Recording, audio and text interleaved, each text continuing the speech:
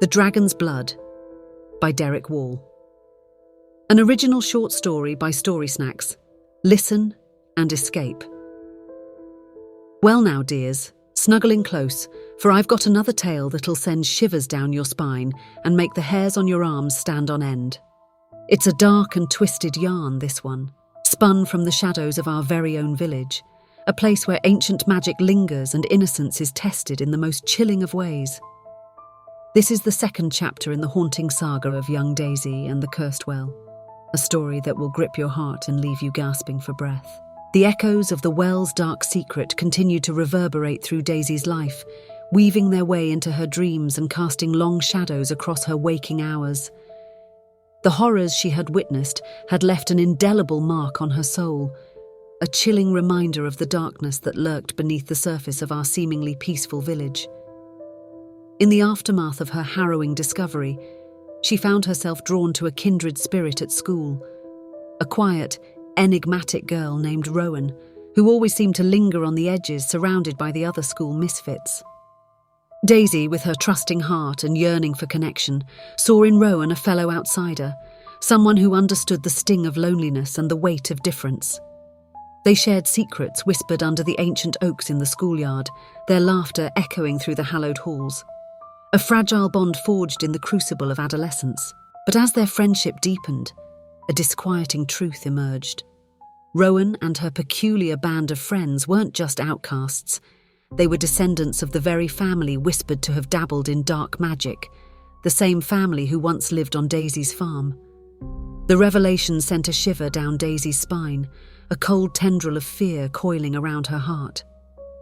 She recalled the strange symbols etched into the well's walls, the grotesque carvings in the hidden chamber, the skeletal remains that bore silent witness to a history steeped in blood and sacrifice.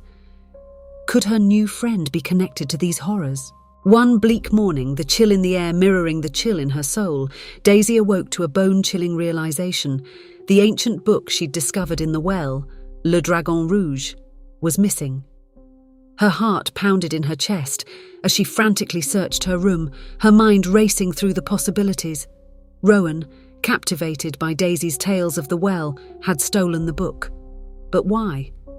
The answer came in a chilling whisper, carried on the wind by the spirit of the boy in the well. He appeared to Daisy in a vision, his spectral form flickering in the candlelight of her room, his eyes filled with a sorrowful warning. His voice, barely a whisper, warned her of an impending sacrifice, a ritual steeped in darkness and fueled by the power of the stolen book. The pieces of the puzzle fell into place with a sickening thud. Rowan, you see, was afflicted with a rare, incurable disease. They believed the ancient ritual described in the book, fueled by the sacrifice of an innocent, could grant them a cure. The very idea sent shivers down Daisy's spine. Could Rowan truly believe such a thing? Could their desperation drive them to such darkness? A knot of dread tightened in her stomach as she remembered the skeletal remains she'd found in the well's hidden chamber. Days turned into a blur of frantic searching and desperate pleas. Daisy confided in her parents, sharing the chilling truth she'd uncovered. They listened with growing horror, their faces etched with fear and disbelief. They knew the legends of the old family, the whispers of dark rituals and unspeakable practices, but they never imagined that their own daughter would become entangled in such a web of terror. Meanwhile, Daisy's bond with Rowan grew stronger, a twisted dance of trust and betrayal.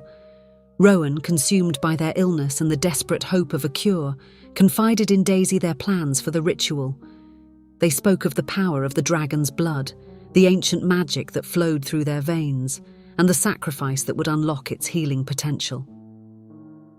Daisy listened with a mixture of horror and pity, her heart torn between her loyalty to her friend and the growing fear for her brother's safety. The storm that arrived that night was a tempest of biblical proportions, a swirling vortex of fury that ripped through the village, uprooting trees and sending shingles flying. It tore the boards off the well, revealing its gaping maw once more, as if the earth itself was crying out in protest against the impending evil. Driven by a mother's instinct and a sister's love, Daisy and her mother raced to the well, their footsteps pounding in the rain-soaked earth. They arrived just as the ritual was reaching its terrifying climax, a circle of hooded figures chanting around the well's edge, their voices a macabre symphony. Daisy recognized Rowan among them, their eyes ablaze with a desperate, feverish light. A desperate struggle ensued, a clash of wills between good and evil. The air crackled with unseen energy, the wind whipping through the trees like the tormented cries of lost souls. In the chaos, Daisy managed to wrest the book from Rowan's clutches, breaking the spell that held her brother captive. The ritual was disrupted, the evil banished for now. But the ordeal left its mark on all involved. Rowan, consumed by their illness and the weight of their actions, disappeared into the shadows, leaving behind only the echo of their despair. Daisy's father, filled with remorse and a fierce determination to protect his family, resolved to seal the well forever. He filled it with concrete, burying the darkness deep beneath the earth. In its place, he built a small cabin for Daisy, a haven where she could heal and find solace. But the echoes of the well lingered in her mind, a constant reminder of the horrors she had witnessed. The book, Le Dragon Rouge, remained in her possession, a chilling testament to the power of darkness that lurks beneath the surface of our seemingly peaceful village. And as she gazed out the window of her new sanctuary, the wind whispering through the trees, she knew the story was far from over. The dragon's blood had been spilled, and the darkness, it seemed, would always find a way to rise again.